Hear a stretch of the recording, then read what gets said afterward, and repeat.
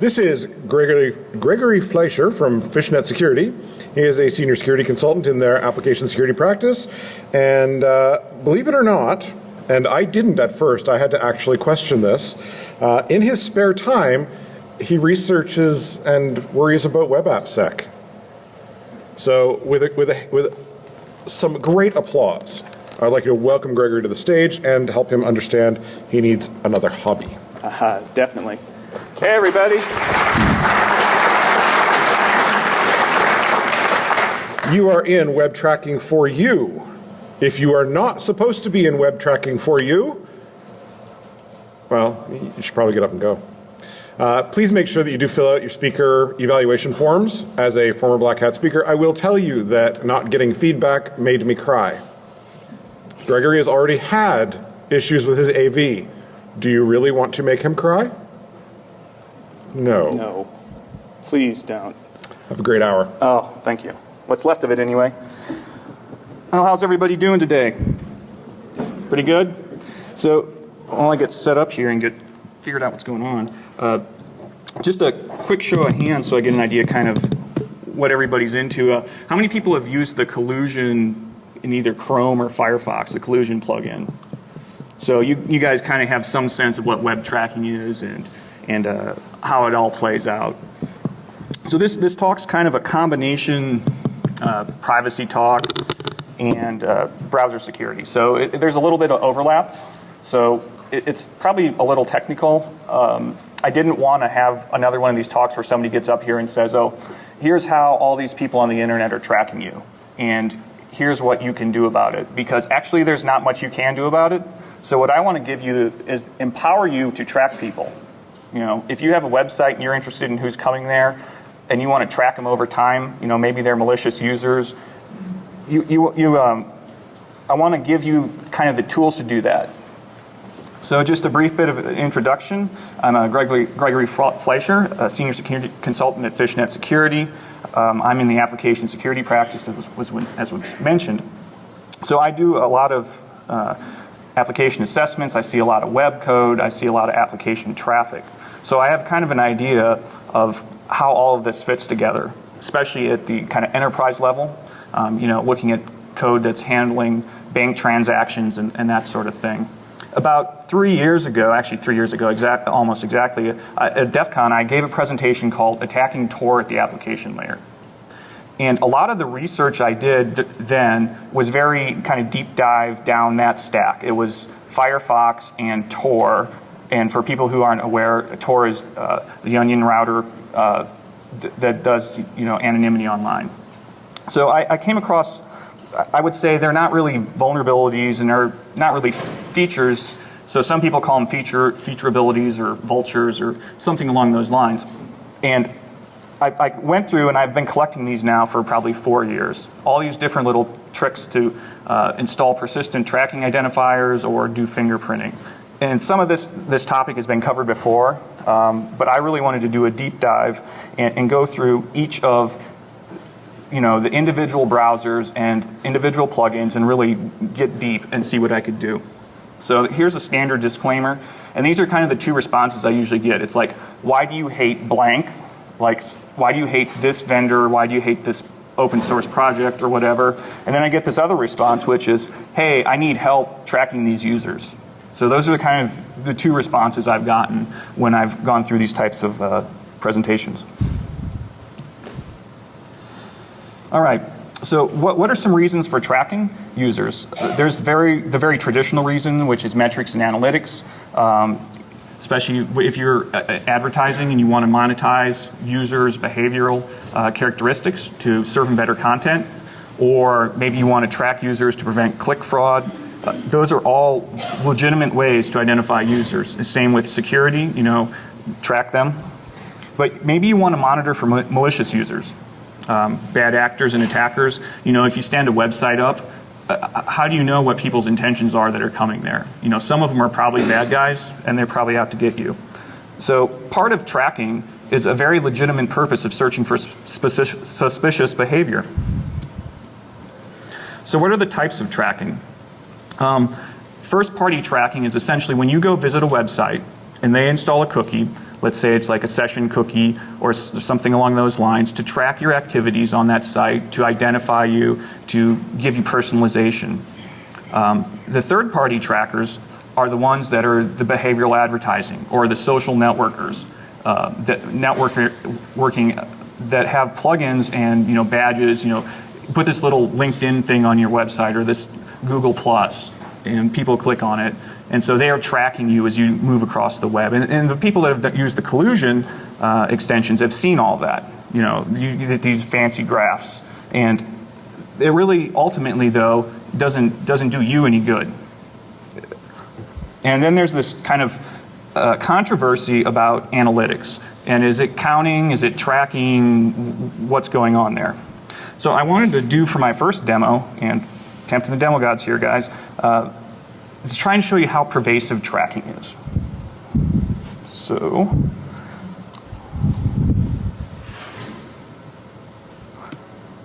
and I don't have anything against Microsoft. I just wanted to have all of these in one specific site. Okay. This was all set up to go great before, so bear with me. Okay. So I have collusion installed, and I just opened Chrome. Okay, that's kind of the what's going on there. And if you look, there's this request that goes out to api.mixpanel.com with this track and data equals all this garbage. Now, you may wonder what all that is, and I'll show you here in a second.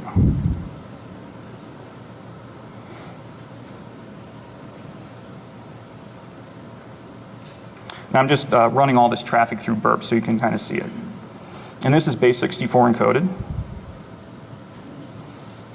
And that's probably kind of tiny.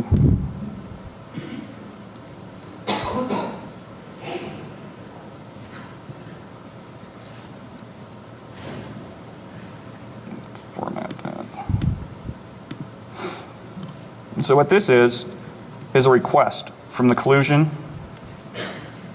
extension going out to some API tracking site. So basically, the extension you installed to track trackers is tracking you. So it's like tracking the trackers tracking. Is that not pervasive? Even the plugins that are supposed to show you, oh, you're being tracked, are tracking you as you use them. I mean, it's just great. It's so pervasive that there's no way to get away from it. So there was our demo. That worked, by the way. Woohoo! So what are some alternative ways of tracking? And this is kind of the corporate enterprise environment where you have traffic inspection that you're applying to people as they surf the internet, and you probably are routing them through some sort of corporate proxy. This also can occur at the provider and host ISP levels. Maybe they want to track who's let's say downloading illegal content. There was going to be that 6 strikes law or whatever to say, oh, you're going to get banned if you download those illegal files. And the other way to do it is through content modification. Instead of examining the request, you actually modify the responses that come back. And you inject your code in there. And if you've been to many hotels, you've probably seen sometimes they'll go ahead and inject content into your pages that you're viewing over the hotel Wi-Fi connection or wired connection. And so you can do the same thing by injecting web bugs and tracking code. So here are 3 key concepts that we're going to talk about with tracking. There's fingerprinting, which is to go through and do an examination of, kind of collect facts about the web browser or the traffic. There's tracking, which you can think of as installing some sort of persistent identifier on the user's computer through their web browser. Unmasking, which is to go and try and find out what their, let's say, IP address is or operating system characteristics. And these aren't really mutually exclusive. They can kind of reinforce each other, and we can do comparisons to see if we can correlate any discrepancies. So fingerprinting. The goal of fingerprinting is basically to calculate a unique fingerprint based on the user's web browser characteristics or OS characteristics. And this can be much more resilient to privacy actions that users take. If they dump their cookies or if they clear their cache, it's very hard to change the characteristics of your web browser, how it behaves and how it acts. And you can break this down a little further into passive and active fingerprinting.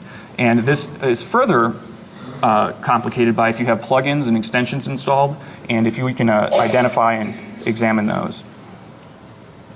So with passive fingerprinting, information is captured passively, and we can use this data basically to group people into broad categories, because there's not fine-grained data that can be derived from this. You know, there are some people that say, oh, well, you can be tracked just by your user agent alone. Unless you have some sort of unique identifier embedded in your user agent, that's highly unlikely. You know, there's still a fairly wide variety of people on the internet that have similar characteristics, if not the same. So we can only put people into certain silos. You know, we aren't going to get a perfect match just based on your user agent. And another problem with this is that information is very easy to fake and hide and obscure. You know, there's proxies and plugins out there that can modify your user agent to make your Firefox browser claim it's Internet Explorer. So that's a very big limitation of passive fingerprinting. And so some of the types of information that is available as the user agent string and the order of request headers, but there's also intrinsic components of your web browser that can be used. So let's say when you make an anonymous FTP request, each of the various web browsers sends a username in that anonymous FTP request, and you can differentiate those. So that's going to be something that's not really a web browser. That you can't really change that because it's part of the web browser itself. And then you can look at how requests are handled. There's the content site policy, which is a way to report like cross-site scripting violations. Image types. Those, you know, you can test if the browser supports different image types. These used to be a bigger deal, but as time's gone on and all the browsers are catching up to supporting the major standards. And then even the HTTPS handshake can be profiled. You know, there's different cipher suites and supported extensions, and you can get oftentimes the timestamp of the client machine when it makes the connection. So that can be some very interesting content that's available to you. So passive fingerprinting with plugins, and plugins themselves have additional characteristics when they make requests. They might have a custom user agent. They might inject different header information. So like there's this Java request was made from a Linux 2.6388 generic machine, which is way more detailed than probably the Firefox browser that came from. That's way more detailed.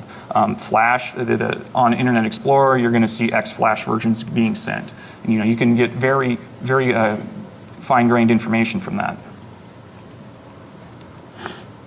And active fingerprinting is different. That's where you're actually running JavaScript code in the web browser. And, you know, you can either do that directly through JavaScript, embed CSS, and it's much harder to fake or hide because of the direct interaction that you're having with the web browser. You know, you're interrogating it as it's running. And there are actually modern libraries like the Modernizer library that does this to provide you with the ability to target robustly feature sets. So what are some of the standard items? Navigator information and screen resolution. This is kind of typical analytics type of information that you're going to get, date and time zone, installed plugins and fonts. Browser extensions, you know, specifically for Chrome and Firefox, there's a very robust development community around creating add-ons and extensions. And when they do that, people want to make it easy for you. So they offer certain frameworks and characteristics that make it quick to create and easy to implement. But that has downsides because you can go through and test those characteristics, those feature sets, remotely in a user's web browser using JavaScript. So if we can identify that information, that's way more powerful than just simply looking at user agent. So let's do some custom resource detection.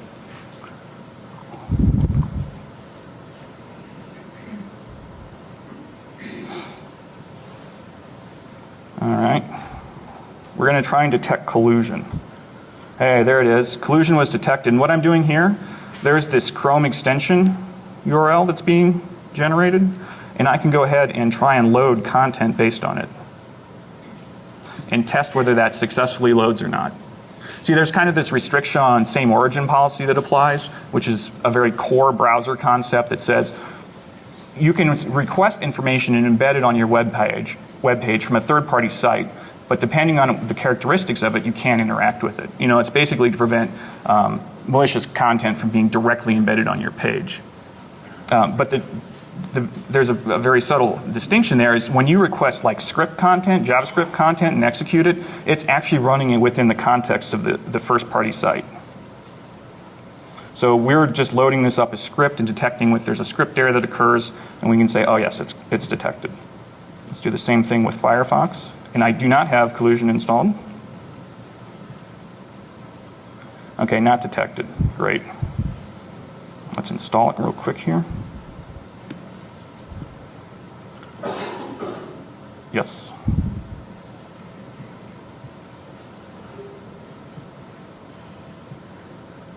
There it's detected. Same thing. This time I'm using the resource reference that's generated by the Jetpack SDK. And this is basically the API ID that's assigned to the collusion plugin, and then it mangles it with @Jetpack and some other garbage. And resources can be loaded externally from untrusted content. So once again, another way to further identify users based on installed extensions and add-ons. And you can also go through and enumerate all of the possible contents and develop vast list of all the different resources that are exposed, and especially if it's a Jetpack based one based on the SDK information. So active fingerprinting with plugins. Plugins expose their own additional APIs on top of what JavaScript has, and these can get very deep into the browser, into your operating system. So we can pull back detailed system information, fonts, and look at other installed plugins. So I'm going to show an example of using Adobe Acrobat PDF plugin to enumerate some data.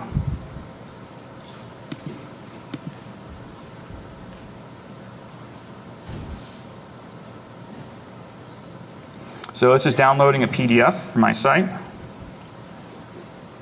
and pulls this data back. Now this is being externally retrieved. So I'm embedding this tracking identifier. You can see environment information, the plugins that Adobe has. And if we scroll down, we start to see information about Flash, Windows Media, and finally the list of printers. So like if you had a computer with networked printers, you would see those list of printers here. Basically, remote sites on the internet can list your printers, your local printers. I think that's pretty interesting. That's pretty powerful.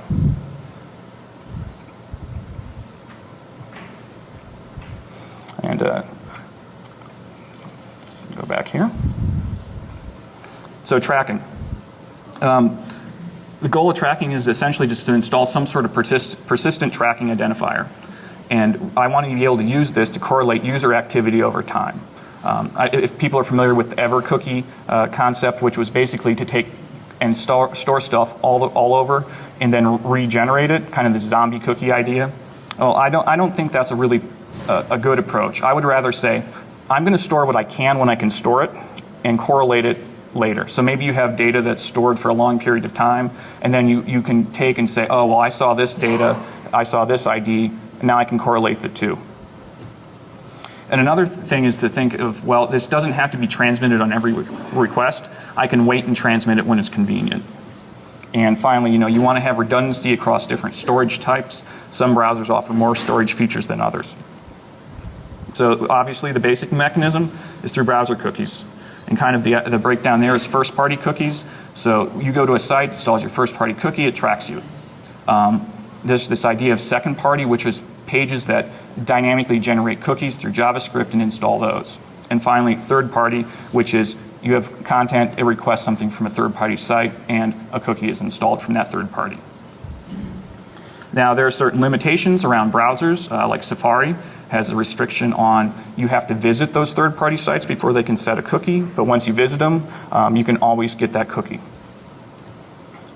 HTML5 storage, there's way divergent support across these different platforms. Local storage is the best supported of everything. Most modern browsers have some form of local storage, but IndexedDB and the file system API are more modern developments, but support varies. And one of the problems with some of these storage mechanisms is the users have to opt in. They have to choose, hey, I want to let you store stuff. And if you're trying to track somebody fairly quietly, you don't want to have them having to opt into your tracking mechanism. And another consideration is how long does the storage last? Like for the file system API, you can say, well, give me temporary data storage. And that's going to last until it runs out of space on the user's machine, and then the information will be flushed. So the browser cache is another place to store identifiers.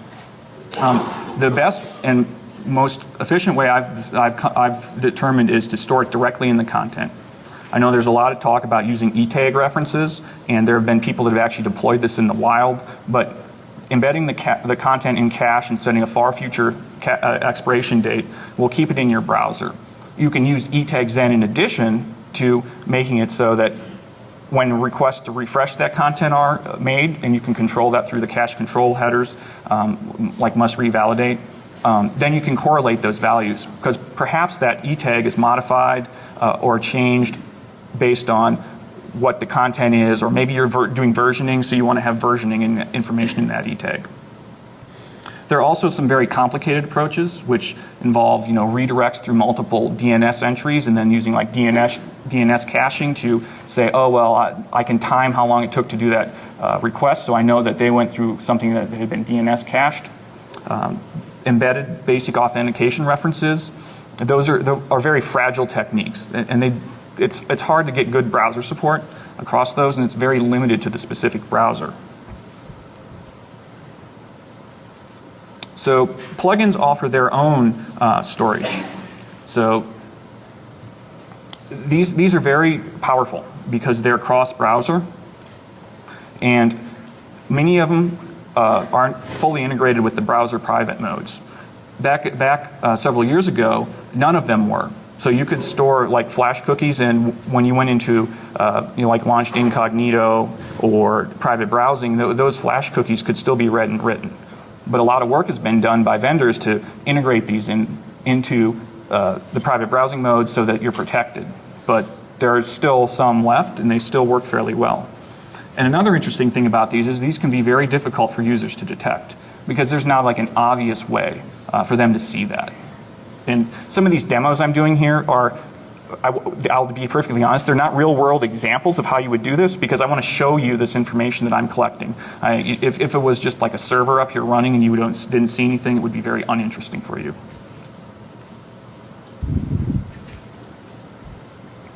So Flash, local shared objects, those are very popular. That's what everybody says, oh, Flash cookies.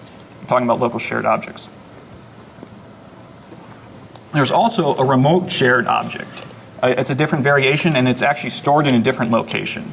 So if you have code written looking specifically for your LSOs, and they're looking for .sol, they're not going to find .sor, which is where the remote objects are stored, when you provide the optional cache this information locally. Normally remote objects are used to like implement chat servers or something on the internet.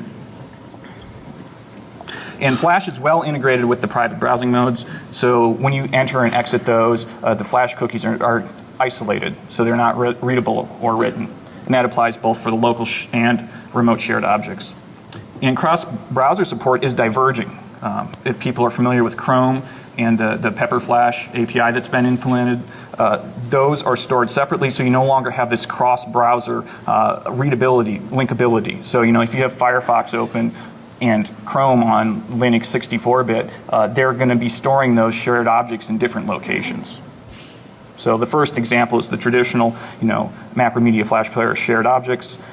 Then there's config Google Chrome default Pepper Data Shockwave Flash Writable Root shared objects, which is a mouthful. So let's look at these real quickly. Pull this up in IE.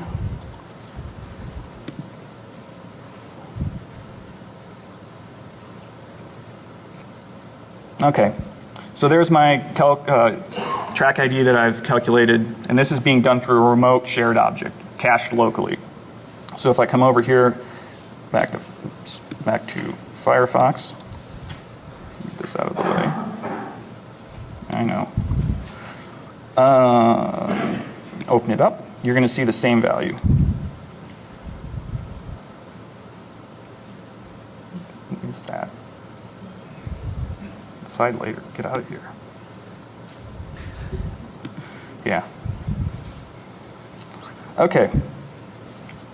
So that's the remote shared object. And there's this Firefox extension add-on called Better Privacy, and that was like one of the early ones that started dumping your Flash cookies. And if we install that here real quick, we're going to see that it detects LSOs and then deletes them, but it is not going to detect this guy here. So if I close the browser, when it closes, it would say, oh, if this was an LSO, it'll delete it. Yes. Okay. I see you have one LSO cookie I'm going to remove. Okay.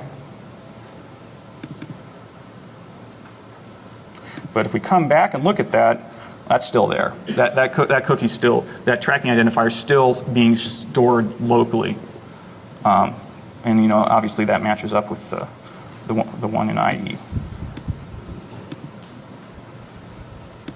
Those are the same. And these are really long because what I ended up doing was saying part of the problem with the current implementations are you can't verify these tracking IDs, so I append an HMAC value to the end of it. So that when I generate it on my server, I know that any values I get back have to be valid or I'm going to just dump them. That way it keeps people from poisoning your tracking identification information. Silverlight. I guess Silverlight's still around. It does work. It has isolated storage, and that's implemented by the Silverlight runtime. And it's localized to your application user, and there's a limited amount of data that's stored there. I looked at using Zap loading to try and cache information, but those are cached by the browser. So it's pretty limited on the information that you can store in there. And there's some other features called satellites and on-demand loading, and those seem to offer limited benefit as well. And there is decent cross-browser support when it's installed and enabled. Java is very interesting because it implements its own download cache, completely separate from the browser. So if you can cache values with far future dates, when that applet's downloaded and stored locally, it's never re-requested unless the date expires or it's deleted. And that's not an easy location to find, and you have to go in and delete this information manually. The applets that are downloaded can read directly from these embedded resource streams. So they can embed tracking identifiers within themselves and then use those for a long period of time. And this is not at all integrated with private browsing, so it doesn't work, period. And there's usually excellent cross-browser support, but that's when Java works. And I'll show you some error messages I got. Because I did like a fresh install of Windows 7, and this was trying to get Java working in all these different browsers. Just crashed all over the place. Some of these want you to prompt in. Chrome's a little schizophrenic about when it lets Java run automatically and when it doesn't. So I'm going to demo these. And you'll notice I'm going to demo these using two browsers that I know work.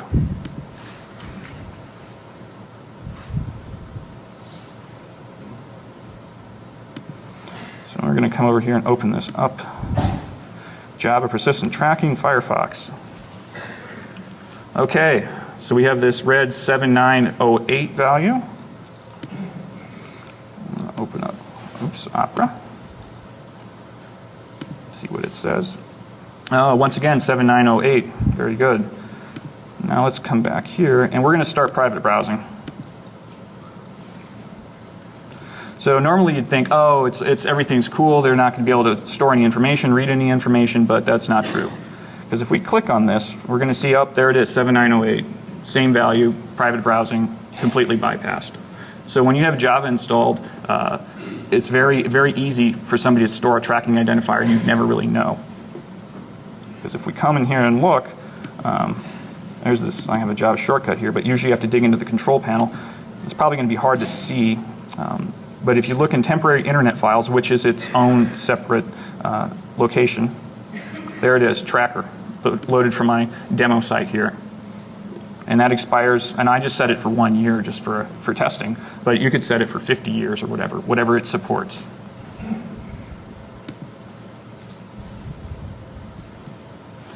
Adobe Acrobat, it has its own persistent storage mechanism for global values called set persistent. So when that runs, you can go ahead and store a value. It's very simple name value pairs, but obviously that's good enough for us because we're just going to be storing these fairly long but not complicated numbers.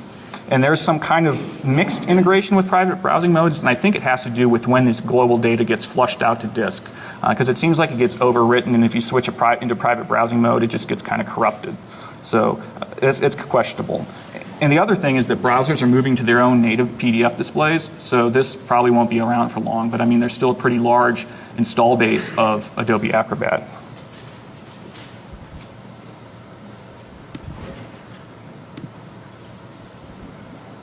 Let's go ahead and leave private browsing mode. Same value. So let's pull this up in IE. And this is the same, we did this earlier with Firefox. And we're going to go ahead and see the same value come up. There's this tracking ID that I've installed in Internet Explorer. And then there's the stored one, 7908, that's being stored locally, set before in Firefox. And once again, same detailed information. So that's very, very powerful to be able to pull that out.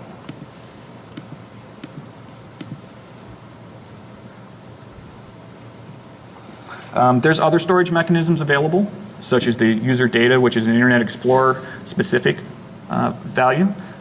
Web SQL database was going to be the database using Silverlight, but that's kind of fallen by the wayside. But there's still, I think, pretty decent implementation, especially within Safari. So that is something definitely to consider when you're building tracking.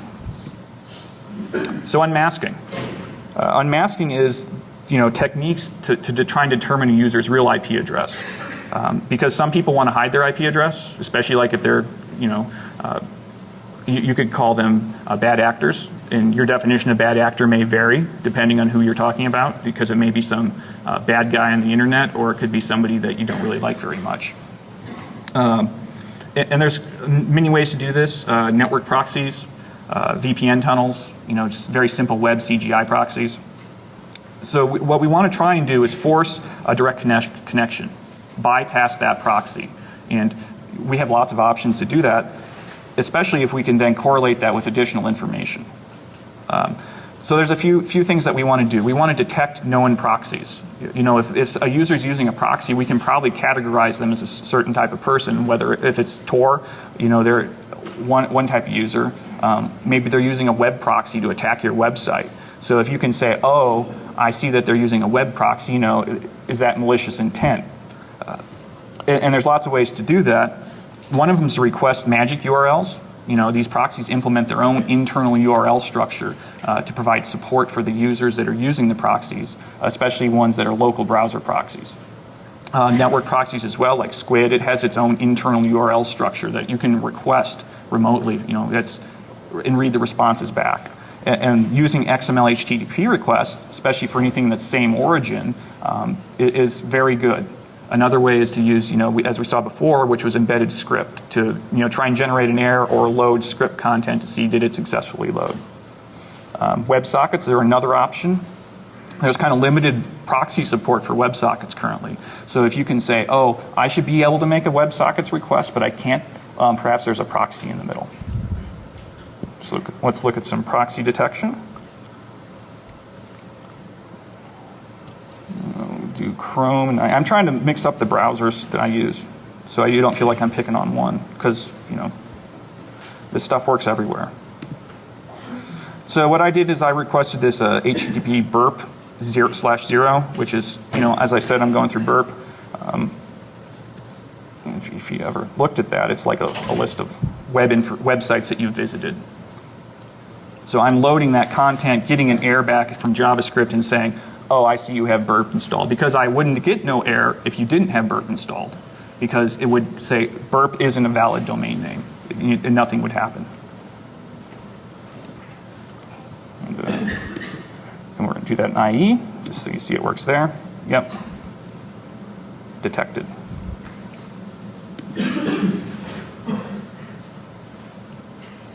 So all of this is kind of just basic information gathering about the user and the type of environment that they have. What we want to do is move beyond that to like proxy bypasses, so that we can use built-in functionality of the plugin content or browser features that will bypass the proxy. And so I've been kind of watching this content site policy for a while, because there used to be this limitation that it had to be same origin or TLD+1 for reports. And if you're not familiar with it, they've changed, the working draft has changed how that functionality is, and Chrome has implemented it. I think I'm still waiting for Firefox, but basically you can send those reports anywhere. So in a CGI style proxy, that's just the one where you go to some website like Hide My Ass, or I don't want to pick on anybody specific, but it's where you punch it in on a website. You don't have a network device or network socket running. So then you go there and it rewrites all the content and displays it back to you.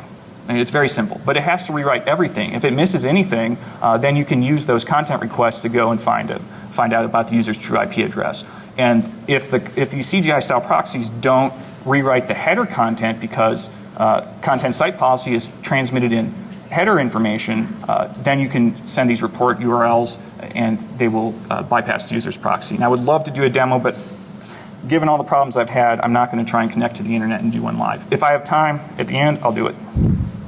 So you can see it works.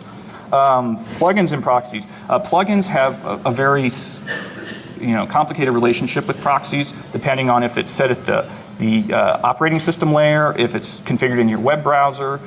Some proxies can be bypassed directly. Others are controlled when you create the connection requests.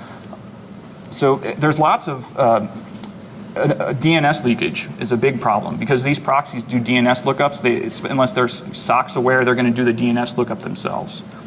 And media requests, many of them don't respect your host machine settings, so you can go ahead and bypass that information and make a direct connection.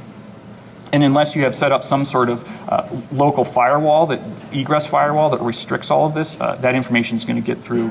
And even at a minimum, let's say DNS, that would be, if not your machine, it would be your host ISP machine that's probably doing the resolution, unless you're like using Google DNS. So that's a another good way to kind of categorize users. And some plugins have direct ability to bypass this using binary socket protocols. You can implement those in Flash, Silverlight, and Java. So let's look at this Flash RTMP connection. And I'm going to use Opera. And once again, this is loading up that remote object. We've seen this before.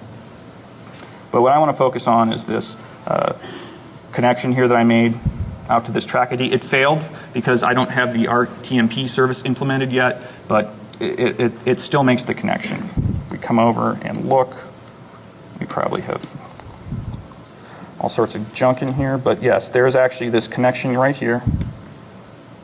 And my fake RMTP server got a direct connection and bypassed that proxy that we're running through that burp proxy. It bypassed that and made a direct connection.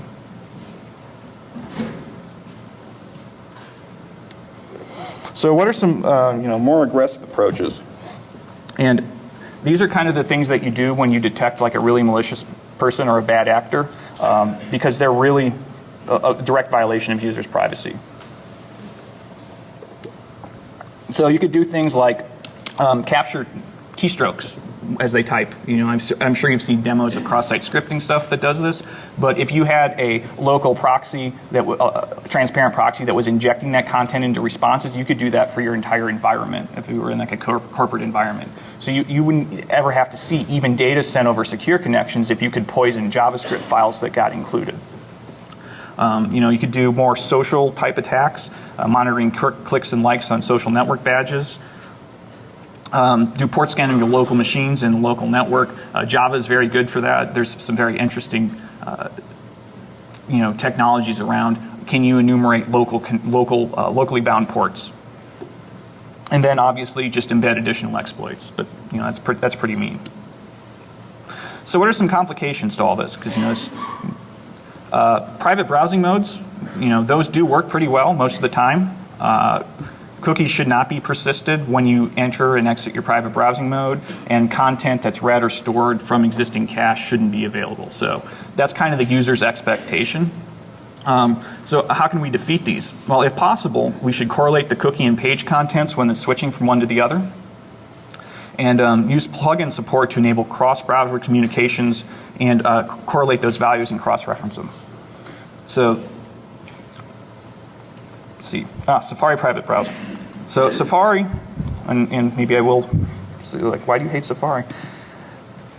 Let's see. That's not the right one. There we go. Make that bigger for you guys. So Safari is much different in its private browsing mode implementation than all the other browsers, and it doesn't launch a new session for you. All it does is it says, I'm going to dump your cookie jar, and I'm not going to record any content that added to cache. So it's much different than all the other ones, that like incognito mode that's going to launch a completely separate browser instance, completely clean session. Firefox is even better because it launches only a new private browsing mode. So let's go ahead and try this out. So we have this cookie here that we've set. Now, your user expectation when you say private browsing.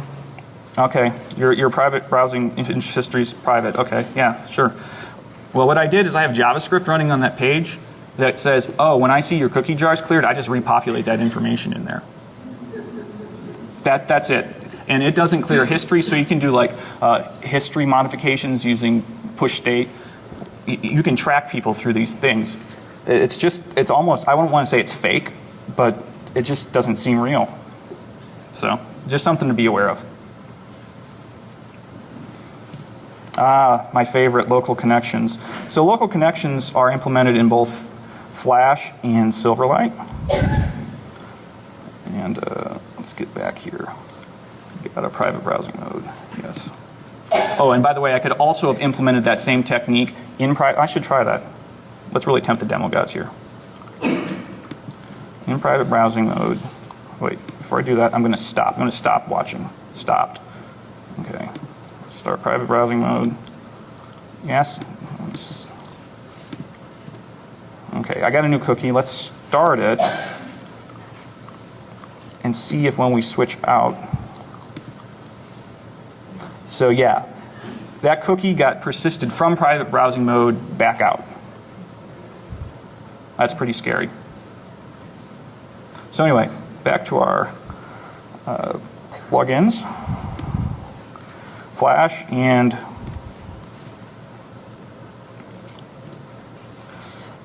Silverlight have local connections. And these are designed to, allow communication.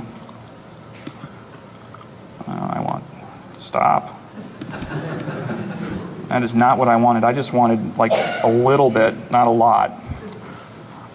So these are designed to allow your communications between, like in the case of Flash, between your Flash applet and an error application running locally.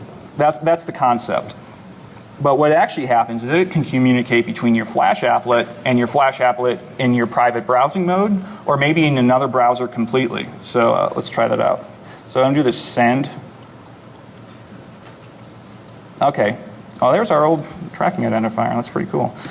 Let's go ahead and switch over to private browsing mode in Firefox.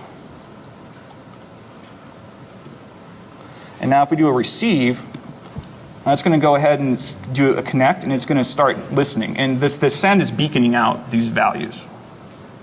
So we can come over here and start listening here. Oh, there it is too. Well, what about Chrome? Oh, I bet it works too.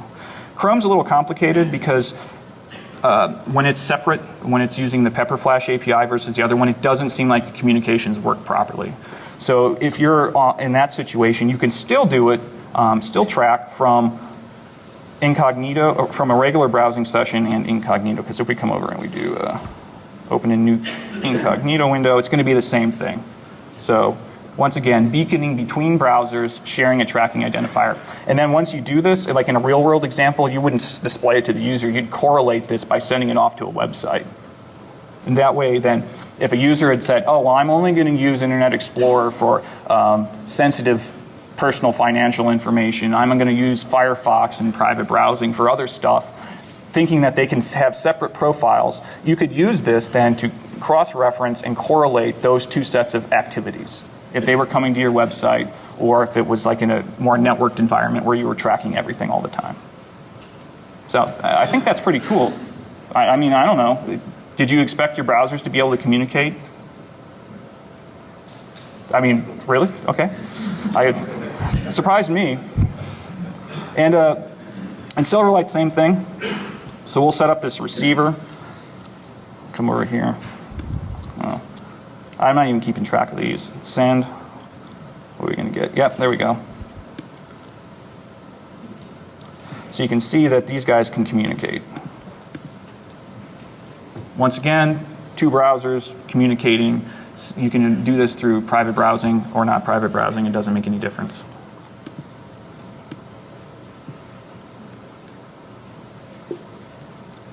Internet Explorer has this interesting concept called tracking protection lists.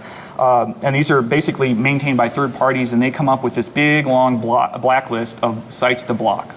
And this restricts the content loaded on page, the idea being that you can prevent people from tracking you if they can never display their content.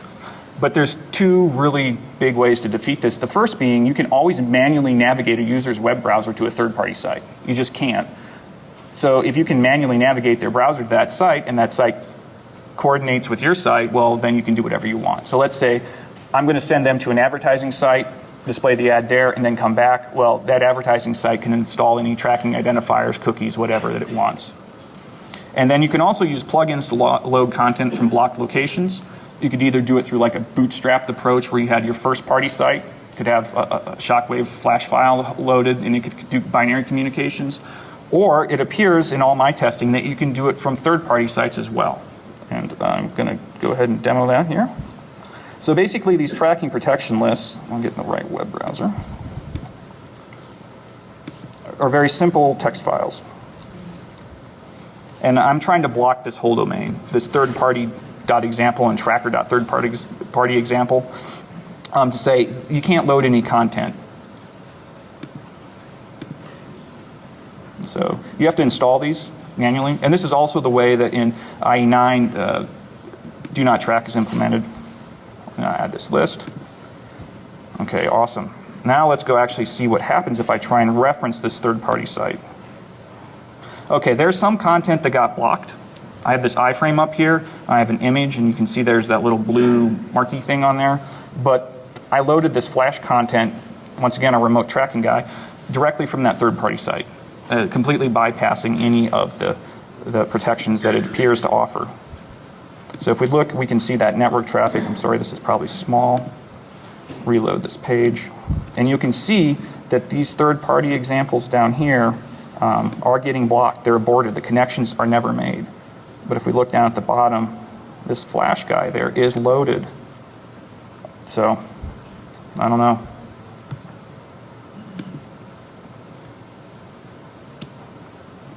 Third-party cookie restrictions, those are pretty interesting. Safari was the big one. I'm sure you've heard about Google having to pay like a couple $1 million or $22 million or some crazy thing. They bypass the Safari protections. But once again, you can use the known workarounds, which is to simulate user activity, like navigate their browser to that site and then go back. That'll set the cookie.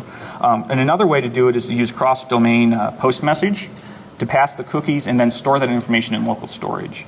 And I don't know if anybody here uses Stack Overflow or not, but that's their authentication mechanism. Their single sign-on mechanism is based on that concept, completely getting away from cookies and storing it only in local storage and using post message to coordinate. You can also augment that by storing cookies first party from that site. So let's see if this works. Safari.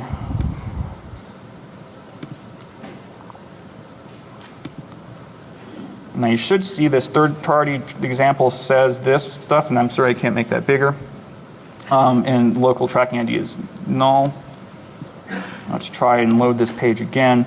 Okay, and that's all been populated and stored. And this is once again coming from that third-party site. So that should be restricted. There should be no reason that they could store that information, but you can.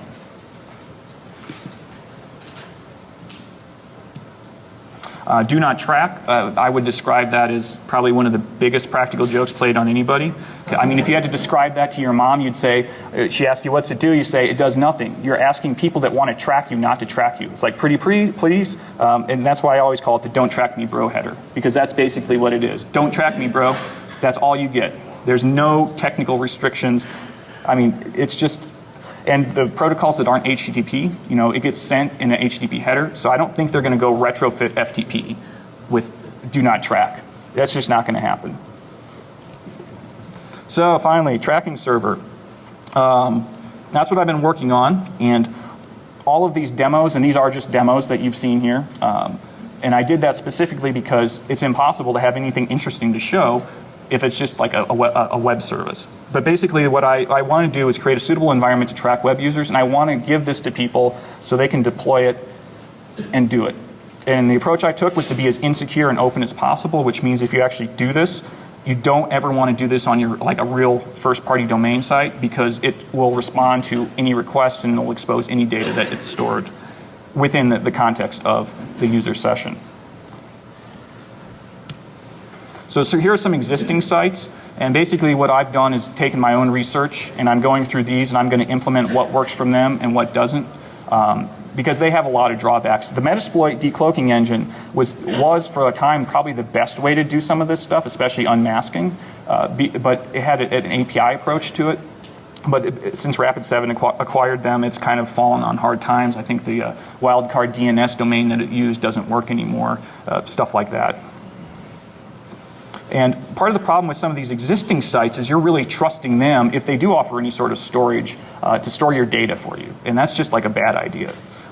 You don't really have any idea of how the formats are stored, how comprehensive they are, and some of the features, like what you've seen here today, are a little more than proof of concept. But my big push is to move beyond that. So I designed this with correlation in mind. The tracking tokens are probably going to be cleared over time, so you want to have the ability to correlate easily. And your fingerprinting may not yield unique results. So you want to be able to collect and cross-reference all the collected data. And the larger your network view, the more effective this would be. So like if you had multiple sites and you could install this reference to one centralized third-party tracking server on the internet, you could have a lot of data collected. Which is, if you think about what search engines do that have social media empires as well, it kind of all comes together that they can do this, and you would never know, because they don't have to be third parties. They can all be first parties. Your first party cookie, if those people decided instead of transmitting it to a third party to do all the correlation on the back end, that'd probably be really expensive. But if you had fast networks and big data centers, you probably could do that. So the methods to inject the web tracking code are pretty standard stuff. You can either embed it like in code on your website, or if you want to do like a transparent network proxy to do like an entire network, you could do that as well. And so as far as protocol support, you can't just stand up like a web server and hope this stuff works, because there's a lot of interrelated features and functionality that would allow you to do DNS queries to find out people's IP addresses. FTP, you really want to have that tightly integrated. Obviously HTTP and HTTPS. Policy servers, so you can do your binary connections. You don't want to just be dependent on hoping it works, being same origin or something. Binary sockets, the ability to transmit binary data. Media, like the RTMP that we saw. So what I'm putting out there is basically an ELF release. I'm going through and trying to find the best ways to do this. So there's going to be some bumps and bruises along the way. I've changed the database format a couple times already. It's just trying to come up with a way to do it efficiently and effectively is my main goal. And there's many features missing, and I'm implementing them as I go along, but there's a lot of really strong data that I've already been able to collect. Like that PDF example, that's actually getting sent there, and I'm just echoing it back for demo purposes. Normally, all of that fingerprint information would be stored in the database, and then you could try and correlate that later on. So final thoughts. Basically, this web tracking is inevitable. It's going to happen.